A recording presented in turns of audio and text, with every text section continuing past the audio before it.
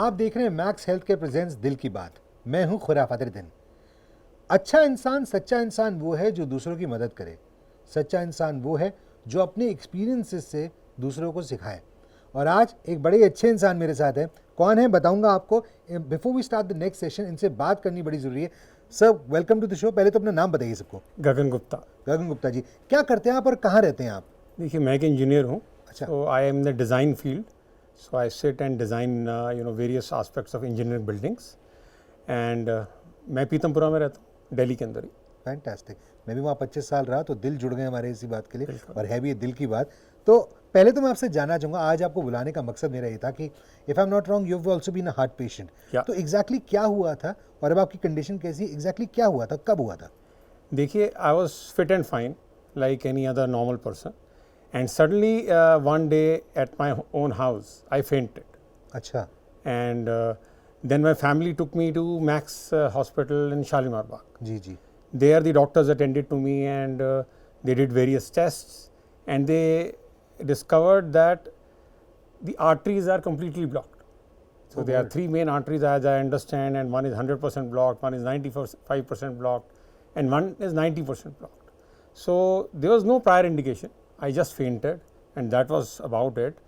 And then they had to take whatever action they had to take, and they put in some stents. It was all a surprise to everyone in the family, including myself, that ऐसी चीज़ मुझे हो सकती है। पर आप कह रहे surprise, तो इसका मतलब ये कि आपको ना कोई हाइपरटेंशन थी, कोई और कंडीशंस नहीं थी जिसकी वजह से हार्ट डिजीज हुआ? कोई हाइपरटेंशन नहीं थी मुझे। I never used to smoke, I never smoked a cigarette. अच्छा, मैं वही पूछने वाला था, सिगरेट तो नहीं पीते थे? अच्छा। नहीं, आई never smoked in my life. Very occasional drinker, वो भी मैंने 4-5 साल से बिल्कुल ही बंद कर दिया था जी। So I was just maybe not that active, but I'm going on holidays, going on hiking sometimes. But maybe it is because I've been sitting on a computer day in and day out doing 6 to 8 hours sitting job. So that is the only thing that I can think of. तो actually doctors का ये कहना है कि वो जो 6 से 8 घंटे आप बैठे रहते हैं, वो एक मेजर कारण है इसका। Yeah, that seems to be the only reason, because otherwise अगर आप बाकी चीज़ें देखें, no hypertension, no diabetes, no any other smoking or alcoholism, nothing. So my lifestyle was normal, healthy. That is what I always thought, at least. Mister Gupta, it's so nice कि आप यहाँ आकर ये सारी बात कह रहे हैं, बिकॉज आप जैसे कई ऐसे और लोग होंगे, जैसे मैं भी हूँ फॉर एग्जांपल। हमारा काम ही बैठने का है, रोज़ रोज़ हम सिटिंग में इतना घंटे बिता देते हैं और हमें लगता है कि हम बिल्कुल फिट हैं। So this is an eye opener, so thank you so much for that. तो आपने कहा कि आपके अंदर स्टेंट्स डाले गए, तो इसको कितना समय हो चुका है और अब आपकी तबीयत कैसी है अब? इसको भी 45 से 50 दिन हो चुके हैं। अच्छा। और now I am feeling much better than before. So my general well being is much better than before. Wonderful. I am feeling more energetic, and hopefully my doctor has promised that that will be for the long term. I'll continue like that. Wonderful. Well, all wishes for that, and God bless you, and thank you so much for coming in. Well, Mr. Gupta से बात करके बड़ा मजा आया, and he set the tone for our next session right here on दिल की बात। Max health के प्रेजेंस दिल की बात विद मी, मैं हूँ खुर्राफात दिन। भाई, सिटिंग जो है ना, उसे कहा जाता है कि ये न्यू स्मोकिंग है। मतलब अगली बार आपको कोई बोले कि smoking is injurious to health, उसे बोले dude guess what, even sitting is. तो जो ऐसे लोग हैं जो 10 घंटे या उससे ज़्यादा एक जगह बैठे रहते हैं, उनका ऐसा कोई काम है जिस वजह से बैठे रहते हैं, they are more likely to have a heart attack और stroke than those who sit for 5 और fewer hours each day. Smoking तो ऑफकोर्स आप जानते हैं सबसे बड़ा विलन रहा है। जब हार्ट हेल्थ की बात होती है, सबसे बड़ा विलन प्रेम चोपड़ा से भी पहले जो दिमाग में आता है वो है smoking. And our cities are no better. Last year आप जानते हैं हमारी दिल्ली जो है नंबर 1 की पोजीशन पे आ रही थी पूरे वर्ल्ड में, और बहुत ही गर्व की बात नहीं थी क्योंकि पोल्यूशन की बात हो रही थी। 400 से ज़्यादा AQI बार बार मापा गया अलग अलग जगहों पे हमारे शहर में। While lifestyles and work schedules get more complex, hectic by the day, is there hope? How do we counter this? Discussing this today, we've got with us two very eminent doctors with me. Dr. Naveen Bhamri, Director and Head Cardiology, Max Super Speciality Hospital, Shalimar Bagh. With over 20 years of experience, doctor नवीन भामरी जो हैं एक बहुत ही exceptional interventional cardiologist है Delhi NCR में, और इनके core areas जो specialization के हैं, they include pacemaker implantation, peripheral vascular angioplasties. Over the years, doctor Bhamri has train and provided mentorship to many upcoming cardiologist. तो बहुत सारे कार्डियोलॉजिस्ट जो हैं इनके स्टूडेंट रह चुके हैं. और मेरे साथ the very renowned doctor Sushant Srivastava, senior director cardiothoracic and vascular surgery, BLK Heart Center. With more than 25 years of experience, Dr. Srivastav has performed over 11,000 cardiac cases. He's a versatile surgeon and performs CABGs, valve repairs, replacements, and procedures for complex congenital heart diseases with equal ease. He had assisted the first 10 heart transplants of the country at AIIMS and was actively involved in the cardiac transplant program as the in charge of donor management. तो ये बहुत ही बड़े गर्व की बात है मेरे लिए कि मैं आज आप दोनों के साथ बैठा हूँ. Thank you so much and welcome to the show. Thank you Nitin. Doctor साहब, सबसे पहला सवाल जो है मेरा आपसे डॉक्टर सुशांत कि सेडेंट्री लाइफस्टाइल की हम बार बार बात कर रहे हैं. आज मिस्टर गुप्ता से भी अभी थोड़ी देर पहले बात की, वो आपके पेशेंट रह चुके हैं, उस बारे में बात करेंगे. पर सेडेंट्री लाइफस्टाइल जो है वो हार्ट हेल्थ को कितना इफेक्ट करता है? देखिए, it's a well-known risk factor. We all know that a sedentary lifestyle increases the risk not just for heart disease, for health in general. It increases the incidence of diabetes. It even increases the incidence of cancer. Now, what's new in this is that if you have a sedentary lifestyle and additionally you are required to sit for long periods, that's an additional risk factor. So, you don't exercise, you have a desk job, and you don't move around much during the day, that's sedentary. But if you're required to sit for more than 10 hours, then that is an additional risk factor, to the extent that if you go to your gym in the morning or the evening and do your gym work regularly, sitting for more than 10 hours offsets to some extent the benefits gained in the gym. So, sitting is to be avoided, especially if your job involves prolonged sitting, you have to avoid. What's the way around it? आप बैठे हैं, 1 घंटा बैठने के बाद get up for a few minutes, walk around, do part of your work instead of sitting in the standing position. So move around every hour, do part of your job standing up, and that will help and go a long way in preventing the complications of a sedentary lifestyle. जी doctor Bhamri, आज mister Gupta से बात हुई, वो आपके patient हैं और बहुत तारीफ़ कर रहे थे आपकी, बड़े गुण गा रहे थे आपके. क्यों ना गाएंगे? I think you know all doctors always say musicians होते हैं. आप लोग भगवान का काम करते हैं अपने हाथ के ज़रिए. पर जैसा कि उन्होंने कहा कि बैठा ही नहीं रहना चाहिए ज़्यादा घंटे, पर कुछ ऐसे जॉब्स होते हैं जो डेस्क जॉब्स हैं, they require people to sit. तो अगर फॉर एग्जाम्पल अगर कोई 10 घंटे बैठ के काम कर रहा है, अगर वो 1 घंटा जाके वर्कआउट कर लेता है, does that compensate? No. So long sitting take away the advantage of your gymming and 1 hour exercise in a day. So if you sit for a longer period of time, there are certain other complications because of the pooling of the blood, like deep vein thrombosis, जो पैरों की artery veins होती हैं उसके अंदर clot जम जाते हैं, and that can go sometime into the pulmonary arteries and called pulmonary embolism. आपका इंसुलिन रेजिस्टेंस बढ़ जाता है, you can have a diabetes and various other metabolic disorders, and your good cholesterol goes down if you sit for more than 30 minutes continuously. जी अच्छा, अब mister Gupta तो smoke भी नहीं करते, लेकिन उनका सेडेंट्री लाइफस्टाइल की वजह से उन्हें ऐसे हुआ. पर कई लोग कहते हैं कि स्मोक ज़्यादा कर रहे थे इसलिए हार्ट डिजीज. तो स्मोकिंग तो वैसे शुरू में सिर्फ लंग्स पे इफेक्ट पड़ना चाहिए ना, हार्ट पे कैसे इफेक्ट पड़ता है? आप आइए आज जनता को समझाइए.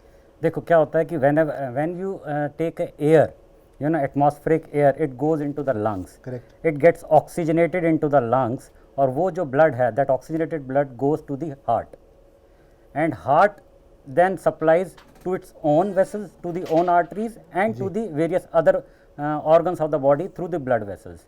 But when you smoke, there are 4,000 different toxins and chemicals in one cigarette.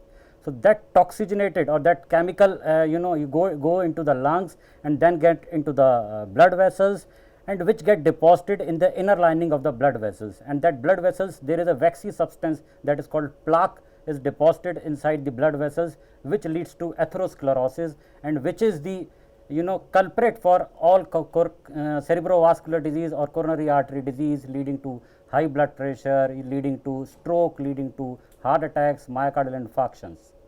My God. So one cigarette is 4,000 different chemicals and toxins. ये जो सिगरेट पीने वाले उनके लिए तो ये हॉरर शो बन गया होगा आज. खौफ मतलब तिलमिला गए होंगे अपने शरीर के अंदर. बट डॉक्टर सुशांत, मैंने कहीं पे पढ़ा था, may be I am wrong, but cigarette smoking कहते हैं कि it causes damage to the arteries of the legs also. ये कैसे होता है? It does. Cigarette smoking in fact is a very strong risk factor for peripheral arterial disease. इसका मतलब है कि आपके पैरों की आर्टरीज की जो ब्लॉकेज होती है उसमें सिगरेट स्मोकिंग का एक बहुत बड़ा रोल है. जैसे कि डॉक्टर साहब ने कहा, when you smoke a cigarette and when you smoke frequently, you get toxygenated blood instead of oxygenated blood. तो सिगरेट स्मोक कई तरह से एक्ट करता है. एक तो वो ऑक्सीजन डेप्रिवेशन कॉज करता है, आपको जितना ऑक्सीजन मिलना चाहिए वो नहीं मिलता. सिगरेट में जो टॉक्सिन्स होते हैं, chief of which is nicotine, it enters the blood and it damages the inner lining of blood vessels. Now a damaged lining collects cholesterol and उसके ऊपर वो सब्सटेंस डिपॉजिट होता है. जब ज़्यादा डिपॉजिट होता है तो उसे हम प्लाक कहते हैं.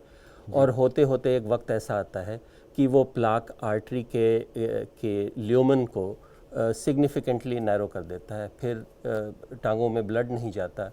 जब वो पेशेंट चलता है तो उसके पैरों में दर्द होता है.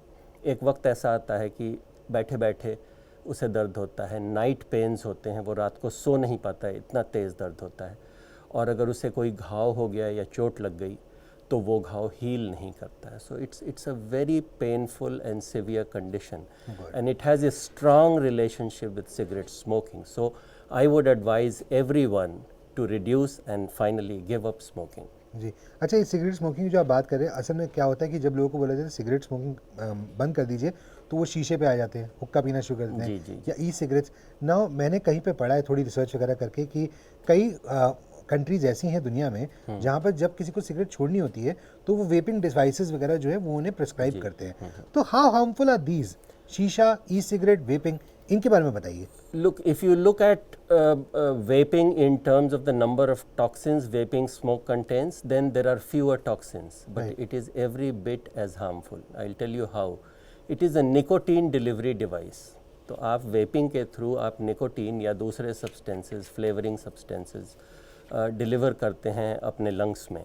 जी.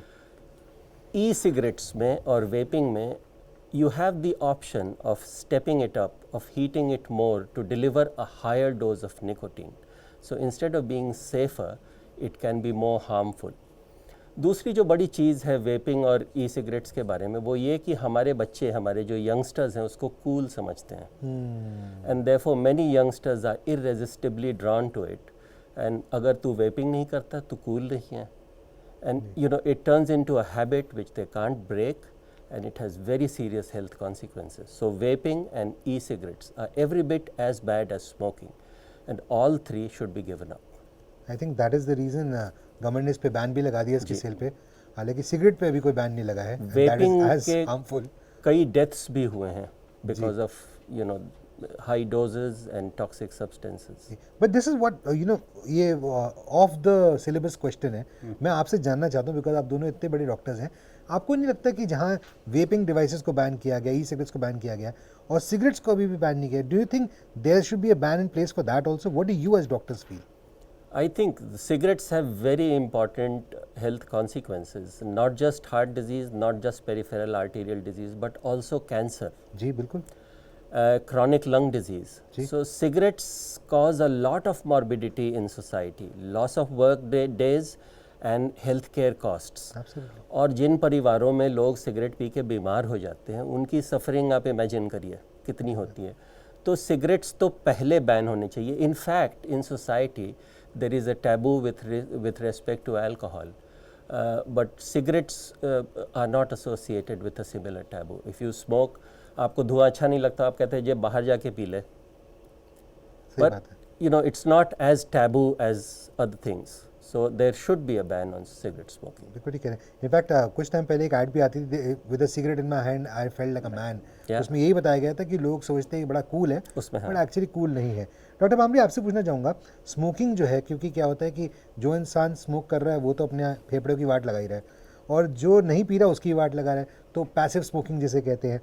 तो एग्जैक्टली इसके बारे में थोड़ा बताइए, क्योंकि कई लोग क्या है कि उन्हें लगता है कि मेरे दोस्त यार पी रहे हैं मेरे आसपास, सालों साल जो है आप किसी के बगल में खड़े हैं, वो रोज़ सिगरेट ब्रेक के लिए जाता है ऑफिस में, आप भी उसके साथ चल पड़ते हैं, वो कितना इफेक्ट करता है आपकी हेल्थ को?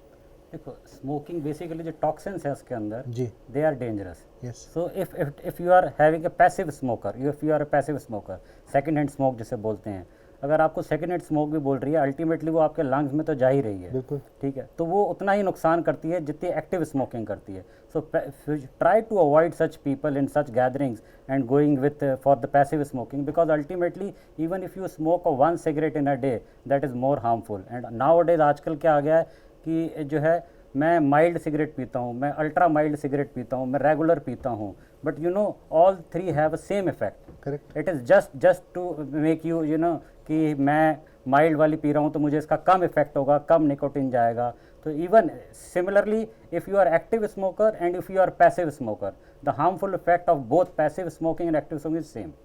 जी, तो जब कोई इंसान स्मोकिंग छोड़ देता है, चलिए मान ली बीवी ने बोल दिया, पति ने बोल दिया, छोड़ दी सिगरेट स्मोकिंग, अब रिस्क रिडक्शन कितना हो जाता है और क्या इंसान एकदम एब्सोल्युटली रिस्क फ्री हो जाता है या उसके रिस्क जो पहले क्योंकि आपने सिगरेट पी है उसको जाने में थोड़ा वक्त लगता है? देखो ये बहुत अच्छी बात है स्मोकिंग के साथ. If you smoke as soon as you quit smoking, you know the beneficial effect starts coming on the same day. क्या बात. And within 3 weeks your effort tolerance will increase, and within 6 months the smoker's cough and congestion will go away, and after a year your risk of heart disease it reduces to half, and after 5 years your risk is as good as non-smoker.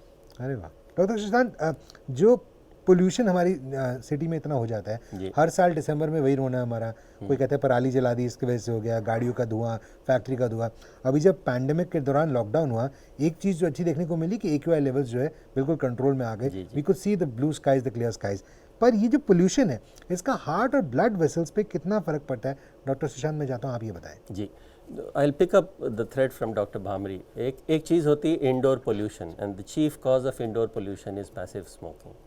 So once again, the appeal is to smokers to give it up because they are not only harming themselves, they are also harming family.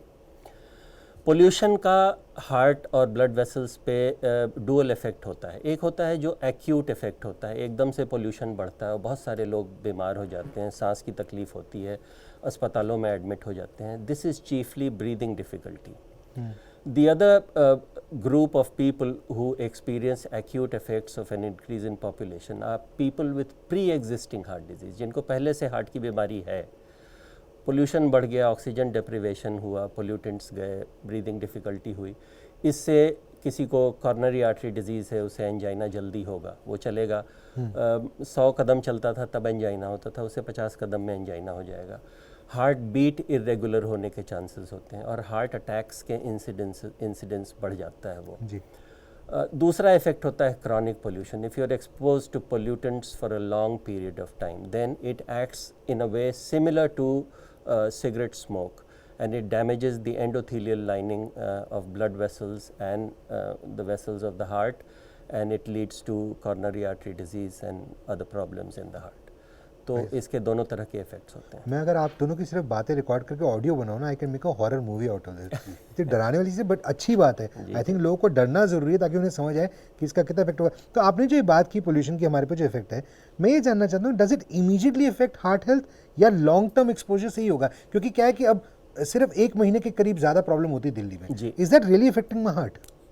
अगर जो acute rise in the level of pollution है और आप otherwise healthy हैं, तो वो immediately heart disease नहीं cause करेगा. It will cause breathlessness, it will cause reduction in your exercise capacity.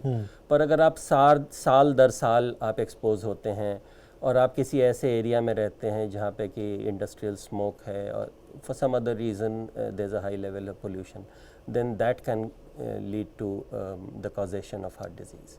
Okay, fantastic. Doctor Bhamri, आज का लास्ट सवाल मैं आपसे पूछना चाहूँगा. देखिए, जब आप आए तो it would have been an honour कि मैं आपसे हाथ मिलाता. हमने हाथ नहीं मिलाया. We are taking all precautions. दूर बैठे हैं, फेस शील्ड्स भी लगा रखे हैं. अब कई लोग जो हैं, स्पेशली जिनको हार्ट इश्यूज़ हैं, वो कहते हैं जब हम मास्क लगाते हैं हमें सांस ढंग से नहीं आती, हमें पैल्पिटेशंस होते हैं, तो हम मास्क नहीं लगा पाते, हमारी तो कंडीशन ऐसी है. उन्हें आप क्या कहना चाहेंगे? देखो, कोविड से बचने के लिए the best barrier is you have to use the mask. Correct. ठीक है. if you are a cardiac patient and you are having heart function आपका poor है, then you can avoid the mask and you can wear the shield, but shield is not as much protective as the face mask. So ideally if there is a mild breathing problem, you have to wear it. There is no other way to protect yourself from COVID. But if you are having severe heart dysfunction and all, then try to avoid such places. Try to make a 6 feet physical distance, or if it is not possible, then tell everybody else to wear the mask. So mask is the only way, according to me, to protect yourself, especially the cardiac patient, because they are at the double edge, because if somehow cardiac patients get COVID infections, the fatality is more high in such patients. And they are now again, because they are sitting at home, they are not getting the consultations from the doctor because COVID is there outside, they are not going out. So again, you have to wear the mask, consult your doctors, because there is no other way to protect yourself from the COVID except mask. Wonderful. इसमें एक छोटी सी चीज़ मैं add करना चाहूँगा जी कि एक study हुई है जिसके अंदर मास्क का क्या इफ़ेक्ट होता है, you know, distinct from covid on people who are wearing them. उसमें ये देखा गया है कि मास्क आपके नोज़ और फेस के पास के माइक्रो एनवायरनमेंट को चेंज करता है, आपकी का ब्रीदिंग रेट बढ़ जाता है, and you have to exert more to draw in the same amount of air. Now if someone has heart disease, that becomes significant. So what is the advice for such people? Such people should avoid going out as much as possible, number one.